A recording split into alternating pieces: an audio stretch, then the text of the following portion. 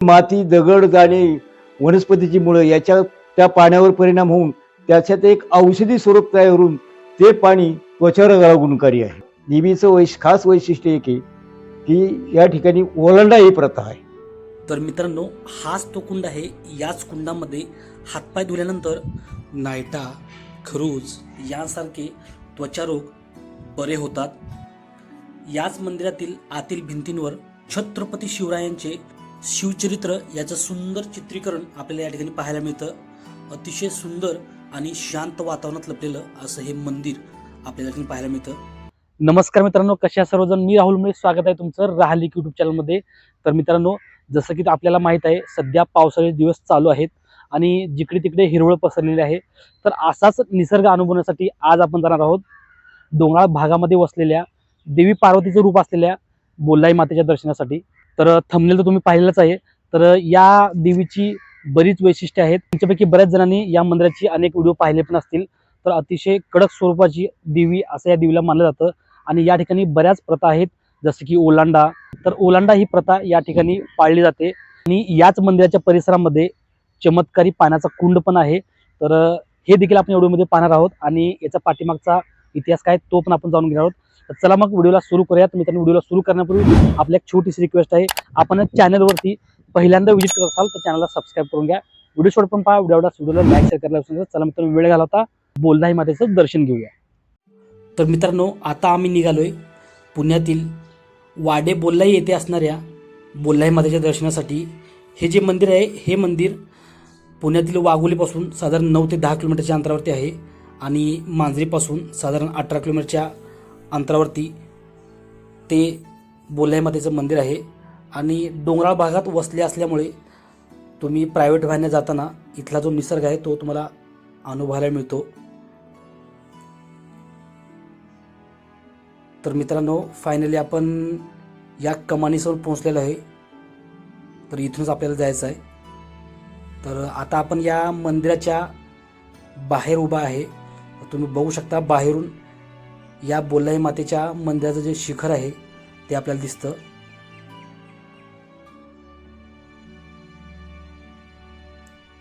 थोडंसं ढगाळ वातावरण आहे कारण पावसाचे दिवस चालू आहेत, त्यामुळे पटकन आपल्याला व्हिडिओ कंप्लीट करायचा आहे. व्हिडिओ थोडासा मोठा होऊ शकतो कारण या मंदिराची वैशिष्ट्ये खूप आहेत आणि ते आपल्याला पूर्णपणे जाणून घ्यायचे आहेत. तर आता आपण या मंदिराच्या समोर उभा आहे. तुम्ही या मंदिराची रचना बघू शकता. अतिशय सुंदर असं कोरीवकाम केलेलं हे मंदिर आहे. मंदिराच्या आत गेल्यानंतर त्या मंदिराची सुद्धा अतिशय सुंदर असं नक्षीकाम आहे. तर महाराष्ट्रातील अनेक प्रसिद्ध देवस्थानापैकी वाडे बोल्लाई इथलं बोल्लाई मातेचे मंदिर देखील तितकंच जागृत आणि प्रसिद्ध आहे. एवढंच नव्हे तर अनेक भाविकांचे हे कुलदैवत आणि श्रद्धास्थान आहे. त्यामुळे महाराष्ट्राच्या कानाकोपऱ्यातून भाविक या ठिकाणी दर्शनासाठी गर्दी करत असतात. हळूहळू या मंदिराचं डेव्हलपमेंट होत आहे.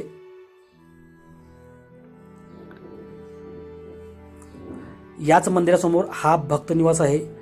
जे भाविक दुरून या ठिकाणी दर्शनासाठी येतात त्यांच्यासाठी या ठिकाणी राहण्याची ही सोय केलेली आहे. अतिशय अल्प दरामध्ये ती सोय आहे. तर आता आपण या प्रवेशद्वारासमोर उभा आहे. प्रवेशद्वारातून आतमध्ये आल्यानंतर सुंदर नक्षीकामाचा हा नमुना आपल्याला दिसतो. तुम्ही वरती बघू शकता. त्याची जी रंगरंगोटी आहे ती पण अतिशय उत्तम केलेली आहे. आणि याच आतल्या भिंतींवरती एका बाजूला संत तुकाराम महाराजांची मूर्ती आपल्याला दिसते आणि एका बाजूला संत ज्ञानेश्वराची ही मूर्ती दिसते. आणि समोर आपल्याला बोल्लाई मातेच्या या मंदिराचं दर्शन होतं. या ठिकाणी सिंह आहे. हा आहे मुख्य दरवाजा.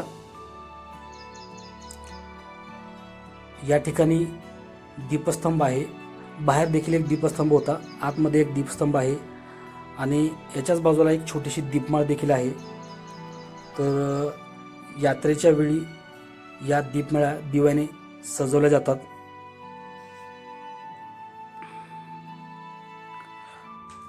पार्वतीचं रूप मानल्या जाणाऱ्या या देवीला बोल्हाई माता असं म्हणतात. अतिशय कडक स्वरूपाची देवी असं या देवीला मानलं जातं. या ठिकाणी कार्तिकी उभी आहे. तर बघू शकता तुम्ही, सुंदर असं नक्षीकामाचा उत्तम नमुना आपल्याला दिसत आहे. सुंदर असं कोरीव काम आणि रंगरंगोटी तर इतकी उत्तम केलेली आहे की डोळ्याला एक वेगळं सुख आपल्याला भेटतं. तर या ठिकाणी पडद्या ठेवलेले आहेत. तर आतमध्ये जाऊया. आतमध्ये आल्यानंतर या ठिकाणी वरती आपल्याला मोठमोठ्या अशा घंटा दिसतात. बघू शकता, हेमाडपंथी शैलीचं बोल्हाई मातेचं हे मंदिर आहे. या मंदिराचा इतिहास आणि वैशिष्ट्य आपण काही वेळानंतर जाणून घेणारच आहोत. तर मंदिरामध्ये देवीला आपण नैवेद्य जो शिधा दाखवला जातो तर तो याच डब्यामध्ये ठेवायचा आहे. तर या ठिकाणी लिहिलेलं पण आहे, तूर डाळ गूळ, तुम्ही जे काही धान्य देवीसाठी घेता या ठिकाणी ठेवायचं आहे. आणि याच मंदिरामध्ये श्री गणेशाची छोटीशी एक मूर्ती आहे. तर आता आपण जातोय मूर्तीच्या दिशेने. तर बघू शकता, गर्भगृहामध्ये बोल्हाई मातेची प्रसन्न अशी मूर्ती आपल्याला दिसत आहे. देवीच्या दोन्ही बाजूला आणखीन 2 देवीच्या मूर्त्या आहेत. तर देवीच्या उजव्या बाजूला जी मूर्ती आहे ती भुवनगिरी मातेची मूर्ती आहे आणि डाव्या बाजूला जी मूर्ती आहे ती काशीआई मातेची मूर्ती आहे आणि मधोमध बोल्हाई मातेची प्रसन्न अशी मूर्ती आहे. तर चला मग दर्शन घेतलं आहे आपण, आता आपण बाहेर जाऊया. तर या देवीचं दर्शन घेऊन बाहेर आल्यानंतर याच मंदिराच्या परिसरामध्ये आकर्षक अशी मंदिरे आहेत. तर या ठिकाणी महादेवाचं मंदिर आहे. याच मंदिरासमोर श्री गणेशाची शेंदूर लेपवलेली ही मूर्ती आपल्याला दिसते. तर या मंदिराची सुद्धा जी डिझायनिंग आणि जी कलाकुसर आहे अतिशय अप्रतिम आहे. आतमध्ये शिवलिंग आपल्याला दिसतं आणि याच गाभाऱ्यामध्ये भगवान शंकराची ही नक्षीकाम केलेली मूर्ती दिसते. मंदिराच्या मागच्या बाजूलाच ही होमशाळा आहे.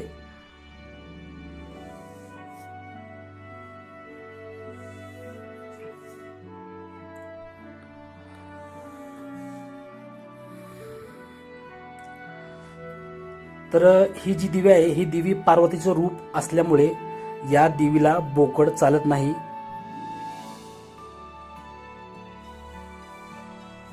हे या देवीचं खास वैशिष्ट्य आहे. मंदिराला प्रदक्षिणा घालत असतानाच या ठिकाणी आपल्याला आणखीन एक श्री गणेशाची मूर्ती दिसते.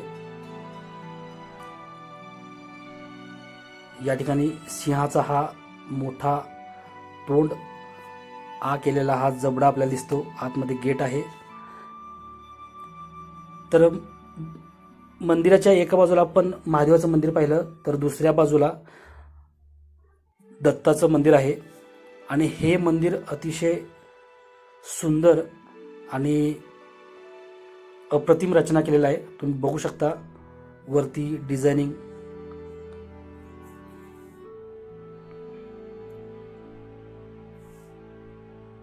डोळ्याला एक वेगळं सुख देणारं या मंदिराची ही रचना आहे. काचेपासून बनवलेलं दिसत आहे हे. आणि आतमध्ये तुम्ही बघू शकता श्री दत्ताची मूर्ती आपल्याला दिसते. तर याच मंदिराच्या परिसरामध्ये आणखीन एक दृश्य आपल्याला दिसतं. या ठिकाणी भगवान महादेवाचं पर्वता एवढं रूप आपल्याला या ठिकाणी दिसतं. तर बघू शकता हेही तितकंच सुंदर आहे.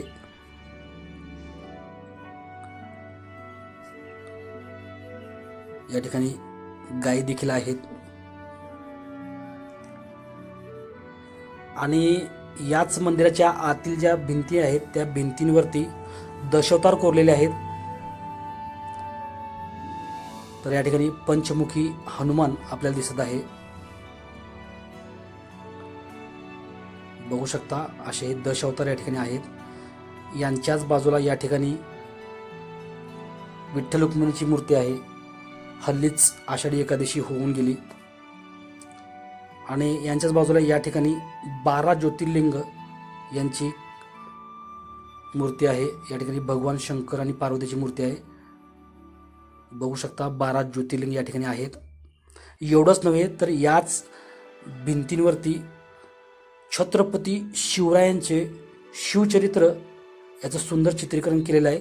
असे हे 50 चित्र शिवरायांच्या शिवचरित्राचे आहेत.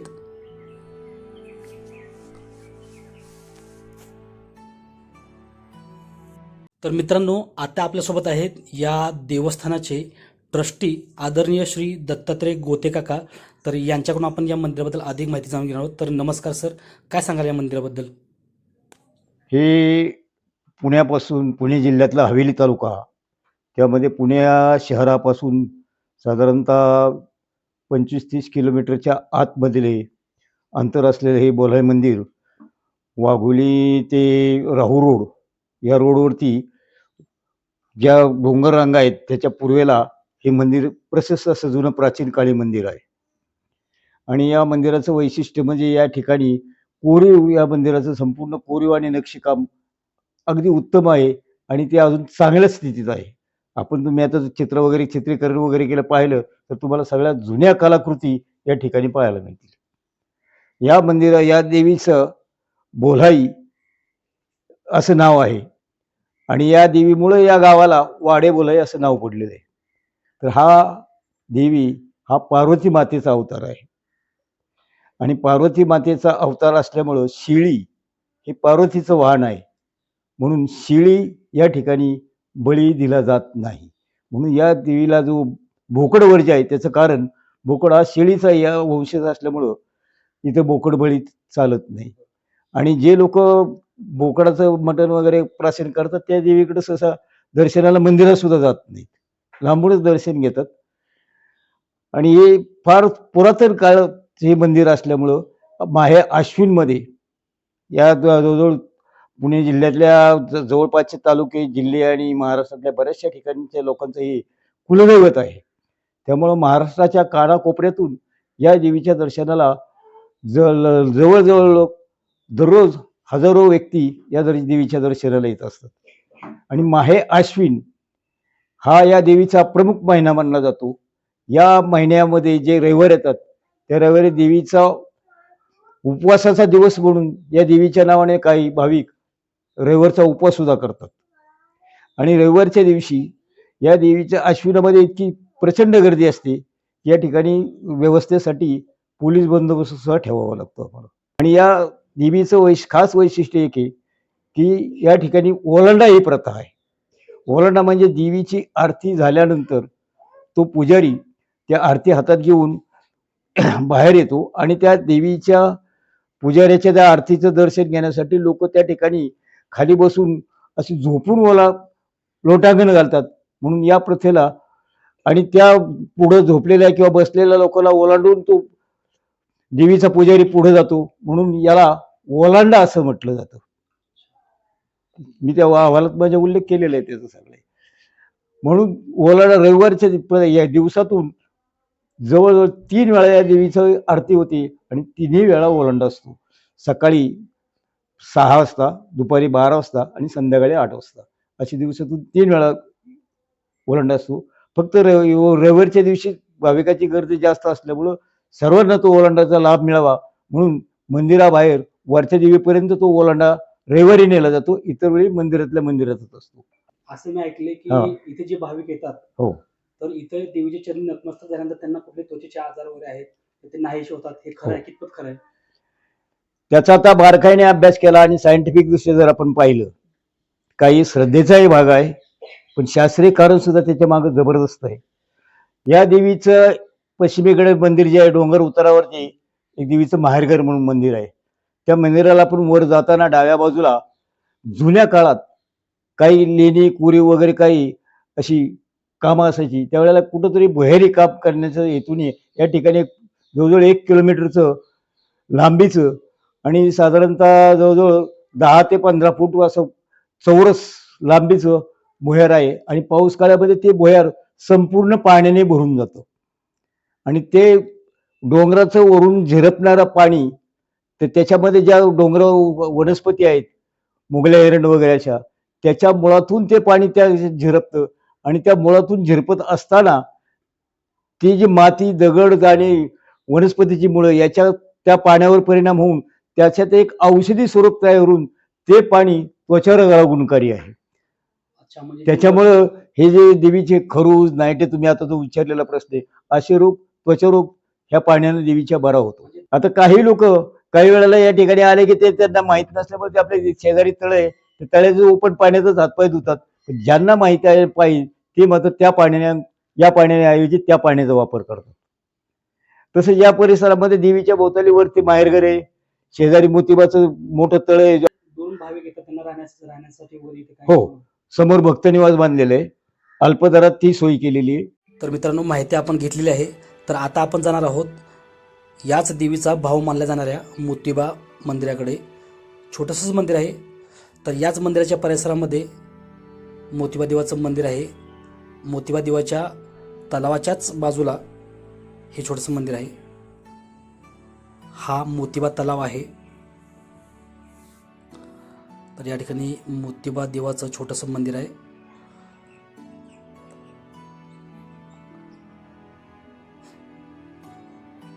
तर हेच ते मोतीबा देवाचं छोटंसं मंदिर आहे.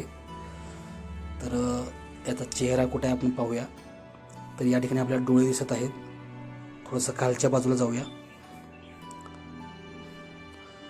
तर हेच ते मोतीबा देव आहे.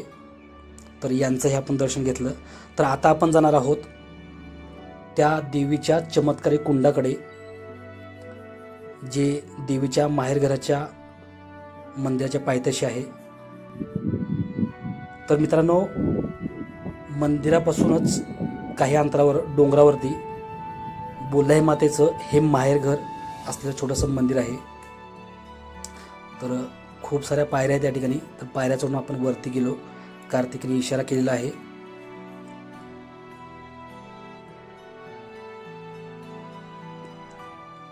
तर फायनली आपण या माहेरघरात आलेलो आहे. या ठिकाणी देवीची प्रतिमा आहे.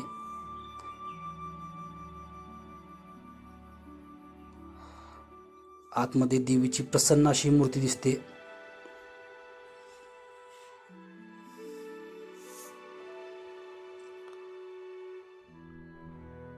तर हेच ते देवीचं माहेरघर आहे. तर तुम्हाला वरती नाव दिसत असेल, बोलाई माता माहेरघर. बोलाई मातेच्या मुख्य मंदिरापासून काही अंतरावरच हे मंदिर आहे. तुम्हाला इथून दिसत सुद्धा असेल. थोडंसं झूम करतो. तर त्या ठिकाणी बोलाई मातेचं मंदिर आहे आणि या डोंगरावरती बोलाई मातेचं माहेरघर. तर चला मग आता आपण ते चमत्कारी कुंड पाहूया. तर याच मंदिराच्या पायथ्याशी हे कुंड आहे. सध्या थोडंसं शेवाळ वगैरे साचलेलं आहे या ठिकाणी.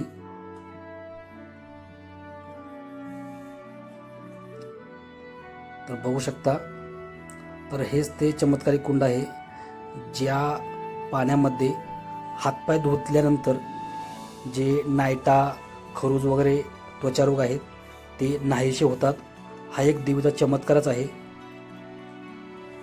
सायंटिफिकदृष्ट्या आणि दैविकदृष्ट्या अतिशय गुणकारी हा कुंड आहे. जे भाविक जुने आहेत, ज्यांना माहिती आहे, तेच या ठिकाणी येतात. ज्यांना माहिती नाही ते त्या तलावाकडे जातात, ज्या तलावाकडे आपण गेलो होतो, मोतीबा तलावाकडे. तर या ठिकाणी ते चमत्कारी कुंड आहे. तर मित्रांनो, बोलाई मातेचं हे अतिशय वैशिष्ट्यपूर्ण मंदिर तुम्हाला कसं वाटलं कमेंट बॉक्समध्ये मला नक्की सांगा. आणि या संदर्भातील व्हिडिओ पाहण्यासाठी राहिले की यूट्यूब चॅनल सबस्क्राईब करायला विसरू नका.